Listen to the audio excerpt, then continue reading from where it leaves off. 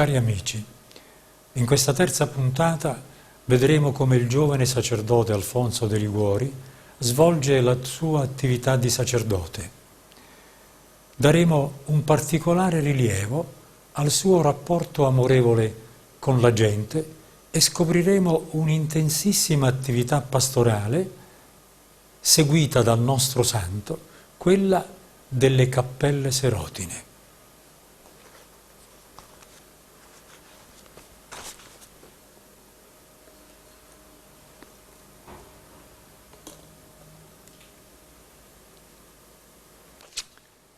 Alfonso e peccature.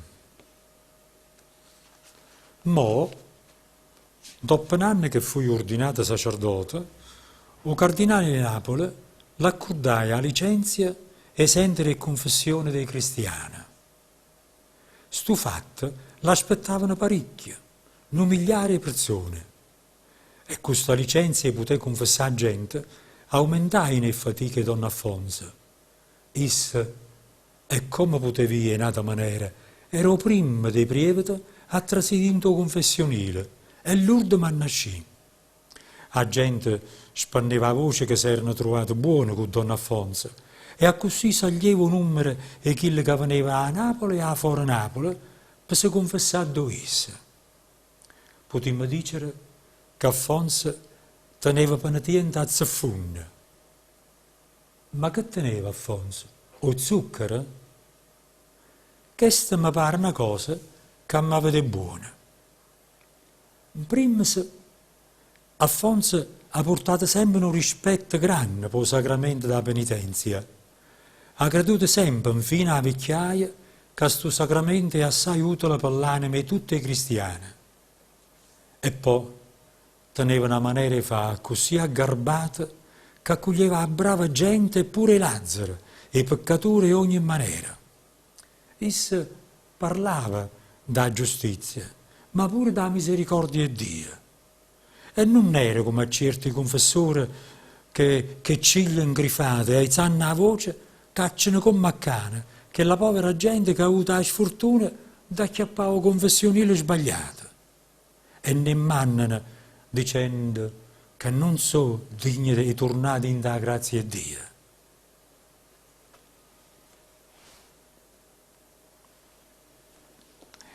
Questo atteggiamento di alcuni confessori molto rigorosi si è verificato spesso nella storia. Era presente nel XX secolo ed anche nel XVIII, il secolo in cui visse Alfonso.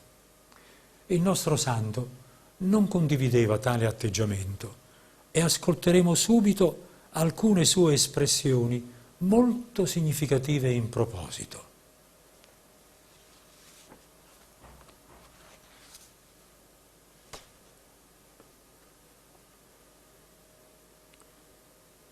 Don Alfonso ha parlato spesso di questi fatti. Diceva, quando più uno cristiano è peccatore, quando più è chi ne vizia, tanto più ha da essere accogliuto e abbracciato, perché l'anima del peccatore sa da levare delle mani farfarielle e sa da portare a Dio. E com'è facile a dire, sciò, va a te, rannate che non siate, tu non sei degno della grazia di Dio. Ma così facendo ci scordiamo che l'anima di ogni cristiano è stata affrancata col sangue di Gesù Cristo. In ta vecchiaia Alfonso diceva, non mi ricordo una volta che ha lasciato un cristiano senza assoluzione. Io saccio che parecchie salprievate s'addimannano com'è possibile che con tanta gente che ha confessato Alfonso da tutta la vita sua, non le è mai capitato di trovare un cristiano capatosto, cuoccia e ostinata, in tuo peccato. Io non voglio trasì dentro la coppola tuo parrucchiano. Penso solo che Alfonso, merità, non ha contato una palla. Queste cose sono giuda così. O più meglio, pensa che essa a così l'ha fatta è.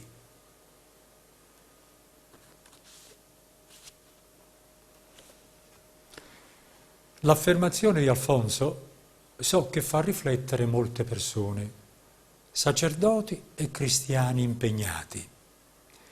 Infatti, può capitare a tutti i sacerdoti di imbattersi in penitenti che non mostrano un vero pentimento. Su questo argomento voglio qui riassumere brevemente una considerazione trattata nel testo mio. Sant'Alfonso era convinto che chi sta nel peccato non cambia il suo comportamento se non si sente amato. Questa è una sua grande intuizione. Alcune scuole di psicologi sostengono che chi ha bisogno di cambiare qualche comportamento negativo dal punto di vista psicologico ha bisogno di sentirsi compreso, considerato, rispettato per poter fare tale cambiamento. Sant'Alfonso direbbe: ha bisogno di sentirsi amato.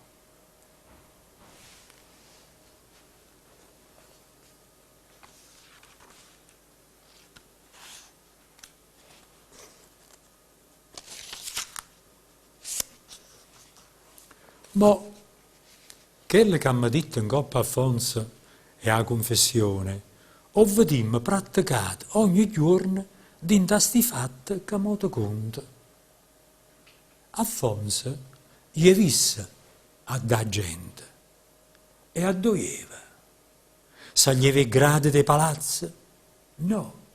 Gli aveva mercato o la venara. Gli aveva a dove stavano i Lazzari, a dove stava la scumma dei vasciamana, a dove stavano i meglio da paranza. E parlava questa gente, parlava di Gesù Cristo e parlava con dolce in bocca e con mele dentro il cuore e faceva pure confessare. E sti cristiani si cagnavano, tornavano a essere quelli che erano prima e si sberticellava.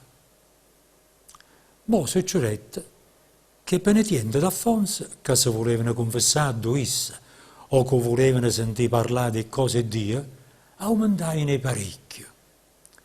Alfonso pensava che per bene di questi cristiani si poteva fare una ruocchia e sera da stagione indanularia innanzi a qualche chiesa.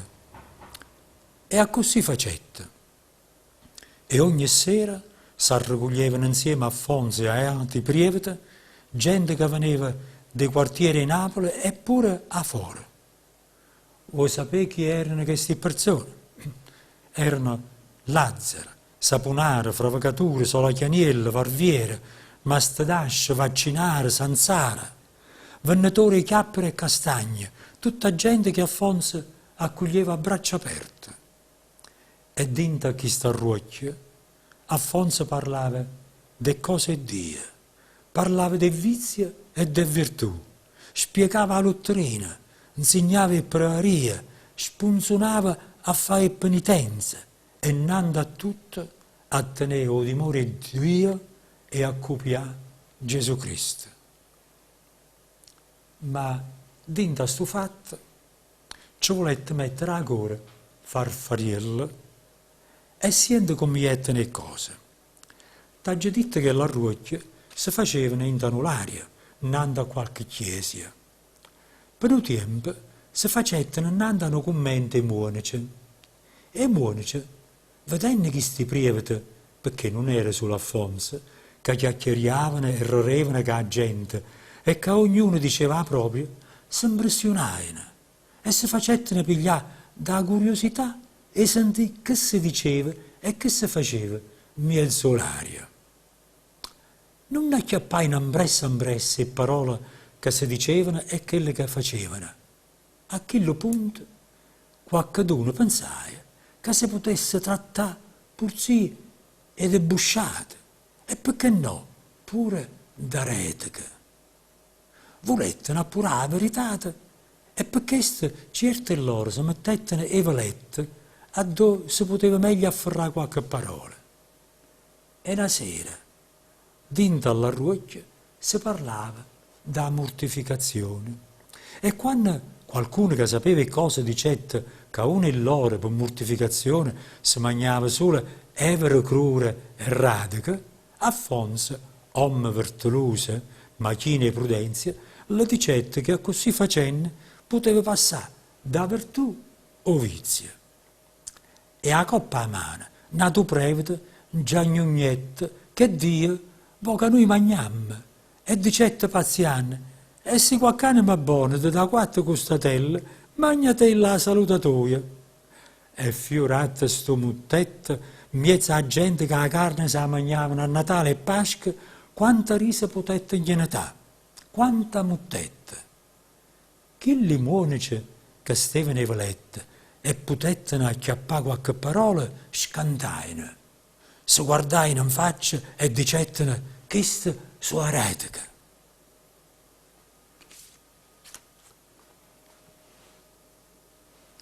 Gli eretici sono delle persone che sostengono teorie o pratiche di vita contrarie all'insegnamento del Vangelo o della Chiesa. Nella storia della Chiesa ci sono state diverse sette di eretici e, come ascolterete fra poco, al tempo dei fatti raccontati serpeggiavano a Napoli alcune credenze e comportamenti contrari alla fede. Sant'Alfonso scrisse un'opera contro le eresie.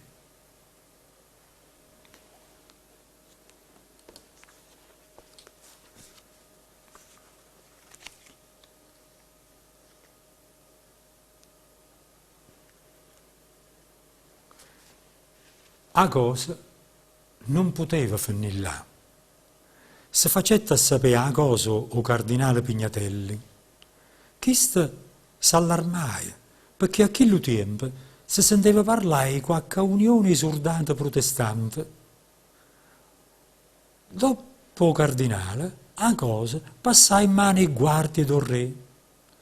Nu capitania e questi guardie sapeva mescare con quella gente pappura la verità. E quando sto capitani et in talla ruocchia, Alfonso stava parlando da nascita da Vergine Maria e per far capire che un meglio e virtù da Maronna usava per fantasia così parole come ascuffielle, fasciolle, connole, orunze, che non aveva capito rieste niente, riportai che dentro alla ruocchia gestivano cose buone e cose malamente e non sapette dicere niente più.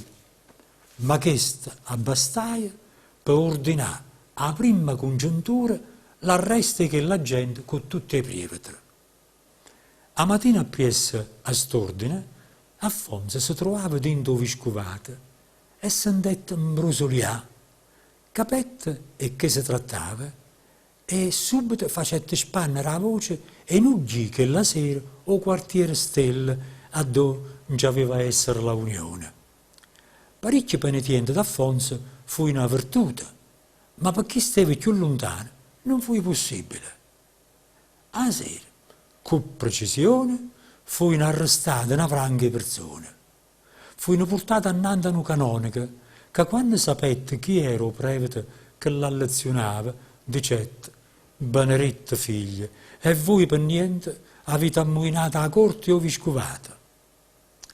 Tra quelle che quella sera fu arrestata, gestivano Pietro Barbarese e Luca Nardone, due persone che incontranno le genne a pagina che viene. Quando Alfonso sapette dei fatti da nottata, si presentò al cardinale e le dicette come erano le cose. Chiste fu contento di sapere bene che facevano Alfonso e lati prevete dentro alla ruocchia e spiegai il perché. Donna Affò, dicette, chiste so tempo assai brutto, non si può sopportare che i lupi, a nascosto sotto un nome vostro, ponno sbranare e pecorelle cristiane.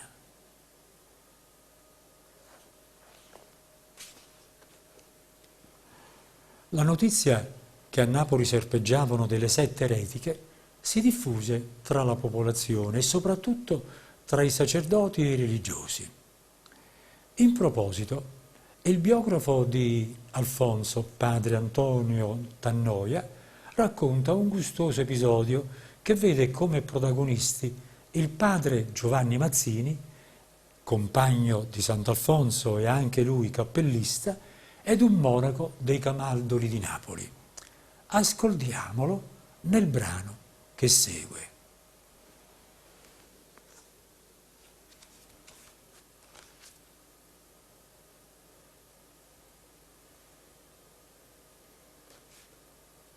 Sti lupi che dicevo cardinale erano l'eretica.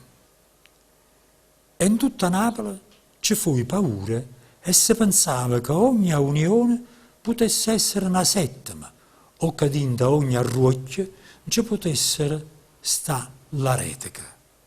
Pensa che la gente che conosceva e virtù d'Alfonso e lati prevede compagni suoi, incontrannole e imitavano a di pregare a Dio per non farne spannere sta grammegna del settima e dell'eretica. E Don Giovanni Mazzina, no giorno che era di a messa in coppia camaldola, si sentette a dimannare un monaco, si sapeva, e cosa sapeva, e che sta nuova settima del Custatella. E capite niente? Pietro Barbaresa non mi è rimasto a scuola. Dopo le parole del cardinale, Alfonso l'avetta finì con la ruocchia in l'aria annante in chiesa. Ma essa era assai contenta e sti penitenti suoi, perché facevano un sacco bene e faticavano per la gloria di Dio. Che l'esperienza e la ruocchia era voluta a Dio e non sapeva perdere. E allora facetta così. Dicettano penitente do suia, Pietro Barbarese. Ne pie, poco sta unione non si può fare fuori, perché non ne facciamo dinta? Ma dinta a do. Non va prendete, donna fa, ci penso io, rispondette Pietro. E a così Pietro Barbarese, non mi è rimasto a scuola, si mettette a un'altra attorno a essa Lazzaro, Facchiniello e altra gente semplice e la lezionava un po' per cose Dio. E faceva provare, le faceva venire a voglia e visitare Gesù sacramentata e a Maronna, le faceva fare meditazione. Ma tu mi addimannarai a dove faceva tutto questo? O faceva dentro la camera e rete in Varviere, nanda a chiesa da Maronna do Carmine, o mercato. Ma le persone addiventavano non cuofono le persone, e a così o stanzaniello do Varviere non abbastava più. Tanne, no prevede, le consigliaia e lasciava o Varviere e portava gente in la cappella dei berrettari. E Pietro a così facetta. E ogni sera erano una sessantina di giovani che là s'unevano attorno a Pietro Barbarese. Mo ci stavano adi penitenti che Alfonso aveva invitato a fare unione. Tra questi ci stava Luca Nardone. Si mettette a una gente e sapendo leggere e scrivere insegnava le cose di Dio e le cose di scuola. Ma non sapemmo a dove faceva tutto questo.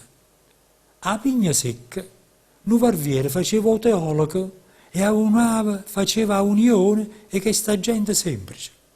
Alfonso spesso passava a una unione a nata e dava coraggio a tutto quanto, mitandola a pensare sempre più a Gesù Cristo crocifisso. E pensa che sta gente era la rete del Custatella.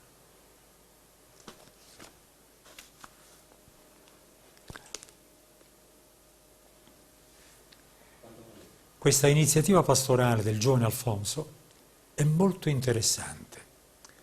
Rompe le consuetudini e diventa un'anticipazione di un movimento ecclesiale che verrà tanto tempo dopo e che aprirà al coinvolgimento dei laici nell'attività tipica dei sacerdoti. L'istruzione, religiosa e la vita devota. Tale iniziativa aprirà anche al volontariato, come quello dell'assistenza agli ammalati.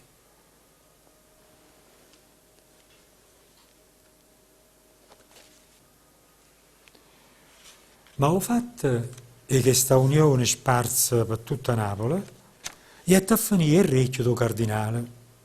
Questo faceva così che la ruocchia ascettano le ipoteche e le case e si tenevano dentro le cappelle. A dove a una certa ora, per un'ora e mezza, si diceva il rosario a Maronna e a tippraria. O sabato, e prevete sentivano le confessioni e a domenica, dopo mezz'ora di meditazione, si diceva pure la messa. A domenica, quelle delle custatelle si passavano così, a mattinata dentro la cappella. E dopo mangiata facevano una visita a qualche chiesa e poi ivano in una campagna o a Vierna, in una chiostro, per stare un poco insieme e passare qualche ora alleramento. A sera, un'altra volta, in una cappella, a dove si facevano e cose sempre e si cantava qualche canzoncella a onore da Maronna o di Gesù Cristo. Dopo poco tempo, la rete delle custatelle si dettano a visitare e a portare aiuto ai malati dentro l'ospedale. Chi faceva uliette, chi accedeva le parrucchie, chi lavava in mano e chi le tagliava l'ogna. E spesso le insegnavano pure le pruderie. Sta unione, non poca volta, si chiamavano cappelle e chi le cangievano e chiamavano cappellista. A ogni unione si contavano 100, 130, 150 persone. A fine del 1700 ci stavano a Napoli a bellezze e 75 cappelle. Alfonso facette pure una cappella apposta per femmine e ci mettette a capo una femmina abbasata e a concia. Ma questo sperimento non gli è niente. Sta storia del cappello è una cosa che mi ha fatto sempre pensare. E non solo a me. Si vede buono, ti accorgi che quelli che pregano, che fanno la meditazione, che dicono il rosario, che spiegano le cose di Dio, non so prieviti o monaci, ma sono secolari, padre famiglie, faticature. E questo fatto vuol dire che tutti gli uomini sono chiamati a Dio a essere santi, prieviti e secolari, mascolo e femmina, nobile e vasciamano. E per ti far capire più meglio perché sto fatto di cappella mi piace, ti dico che tempo fa io scrivetti una cantata in coppa a sti cappelle, a dove le persone parlano o napolitana e la lingua fiorentina. Io non ci mettette parole e un amico mio a musica. E questo fatto mi sono interessato pure quando ha scritto una ventina di dialoghi tra Alfonso e altre persone, a mamma, o padre, a Monica Scala, Sora Celeste Crosta Rosa, San Gilardo. C'è sta pure un dialogo tra Alfonso e Pietro Barbarese, nome che faceva parte di queste cappelle. Ma il dialogo l'ha scritto in da lingua fiorentina. E ti dico stesso, italiano è buono con me.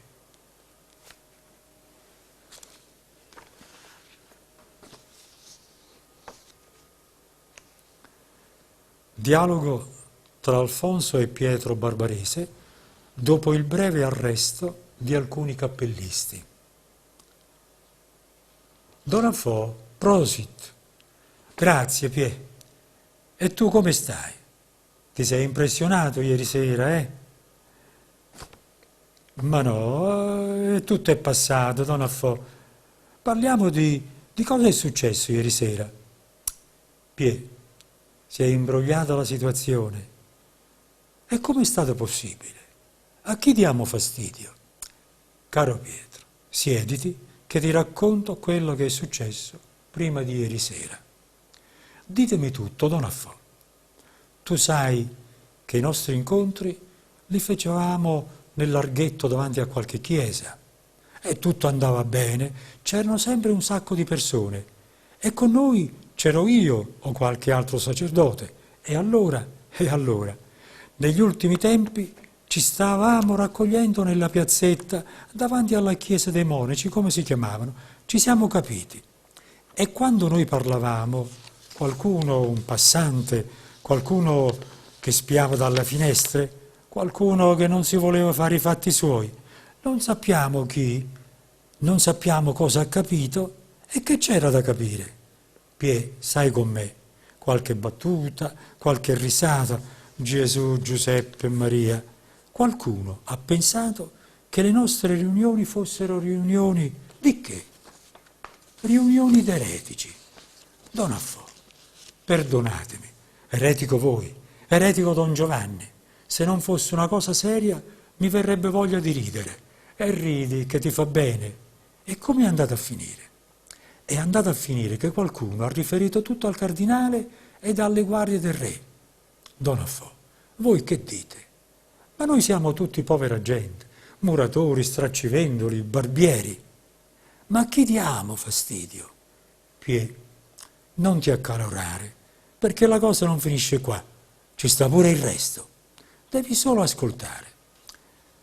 La mattina di qualche giorno fa mi trovavo nel vescovado e sentii, che sentisse Don Affò, che parlavano sottovoce, che imbrogliavano, diciamo così, e capii che la stessa sera le guardie del re avrebbero arrestato tutti quelli che partecipavano al prossimo incontro davanti alla chiesa dei monaci, eppure i preti.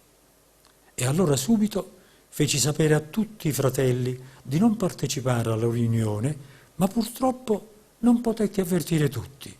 E hanno acchiappato me, e Luca e altri ancora. E adesso il cardinale è stato chiaro, niente riunioni nelle piazzette. Ma Pie, visto che i nostri incontri non li possiamo fare fuori all'aperto, perché non li facciamo dentro? Ma dentro dove? Don Affò, non vi preoccupate, ci penso io.